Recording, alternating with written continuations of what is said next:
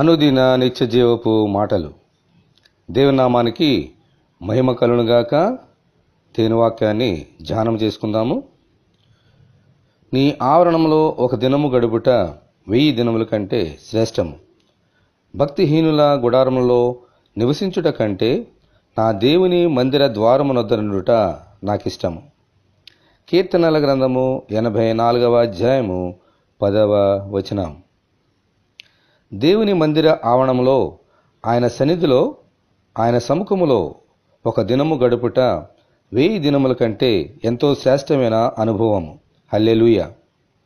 ఎందుకంటే ఈ లోకములో ఎక్కడ సమయం గడిపినా అక్కడ వచ్చేది మనుషులతో మరియు ఈ లోక సంబంధమైన వాటితో సహవాసం మాత్రమే. కానీ దేవుని సన్నిధిలో ఎంత ఎక్కువగా గడిపితే అంత ఎక్కువగా ఆయనతో సహవాసము పొందగలుగుతాం. దేవుని యందు భయభక్తులు లేని భక్తిహీనులతో సమయం గడిపితే వారు దేవుని నుండి మనలను దూరం చేస్తారు. మనమైతే దేవుని మందిరంలో ఎక్కువ సమయం గడపడానికి, ఆయనతో సహవాసం చేయడానికి మన హృదయంలో స్థిరపరచుకుందాము.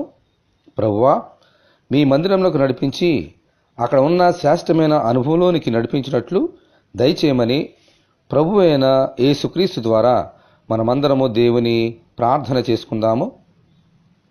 ప్రభువా, మీ కొందనాలు తండ్రి. అవును తండ్రి, మీ ఆవరణంలో ఒక దినము గడుపుట 1000 దినముల కంటే శ్రేష్టము. ఎందుకంటే నీ మందిరములో ఎంతో ప్రసన్నత ఉన్నది, ఎంతో ఆనందం ఉన్నది, ఆనంద ప్రవాహం ఉన్నది. కాబట్టి నైనా ఈ యొక్క ఆనందము, సంతోషము ఈ లోకములో ఏ స్థలములోనూ ఎవరి దగ్గర మాకు దొరకదు. అందుచేత ప్రతి ఆదివారము నీ మందిరానికి వచ్చి ఆత్మలోను సత్యములోను నిన్ను ఆరాధించుచు నీలో ఉన్నటువంటి ఆ యొక్క ఆశీర్వాదాన్ని మేము పొందుకున్నట్లుగా నీ కృప మాకు దయచేయండి. ఈ వాక్యం వింటున్న నీ బిడ్డలందరినీ దీవించి ఆశీర్వదించమని యేసు అతి పరిశుద్ధమైన నామములో ప్రార్థన చేయుచున్నాము తండ్రి.